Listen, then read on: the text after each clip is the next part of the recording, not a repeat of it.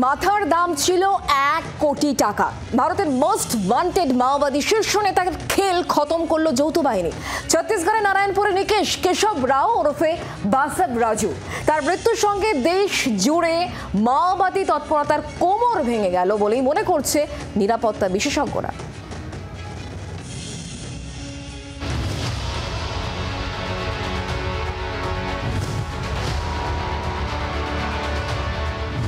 নাম কেশব রাও ওরফে বাসব রাজু। গণপতির পর কেশব রাওকেই মাওবাদীদের সর্বভারতীয় সাধারণ সম্পাদকের পদে বসানো হয়েছিল। এহেন মাওবাদী শীর্ষ নেতার অধ্যায় সমাপ্ত করল যৌথ বাহিনী। ছত্তিশগড়ের নারায়ণপুরে নিরাপত্তা রক্ষীদের সঙ্গে মাওবাদীদের গুলির লড়াই, সংঘর্ষ এবং সেই গুলির লড়াইতেই নিহত হয়েছেন মাওবাদীদের সম্পাদক নামবালা কেশব রাও ওরফে বাসব রাজু, এমনটাই কিন্তু নিরাপত্তা রক্ষীদের সূত্রে আমরা জানতে পারছি। কেন কেশব রায়ের মাথার দাম ছিল 1 কোটি টাকা? গণপতির পর ভারতে মাওবাদী সংগঠনের দায়িত্ব দেওয়া হয়েছিল কেশব রাও ওরফে বাসব রাজুকে। মাওবাদীদের সর্বভারতীয় সাধারণ সম্পাদক ছিল কেশব। 70-এর দশকে নকশাল আন্দোলনের অন্যতম মুখ। 2003 সালে তৎকালীন অন্ধ্রপ্রদেশের মুখ্যমন্ত্রী চন্দ্রবাবু নাইডুর ওপর বোমা হামলার মূল চক্রী। দেশের বহু এজেন্সি কেশবকে হন্যে হয়ে খুঁজছিল। বাসব রাজুর নিকেশের পর দেশ জুড়ে মাওবাদীদের কোমর ভেঙে গিয়েছে বলে অনুমান বিশেষজ্ঞদের। ওই এরিয়াটা যেন মনে হয়েছে যে লিবারেটেড এরিয়া, সেটা যে নয়, সেটা যারা ওখানে রয়েছেন সিকিউরিটির দায়িত্বে, সিআরপিএফ হোক, স্টেট ফোর্সে যে আর কোনো উইং যদি থাকে মধ্যপ্রদেশে, আমি বলবো it is a big achievement.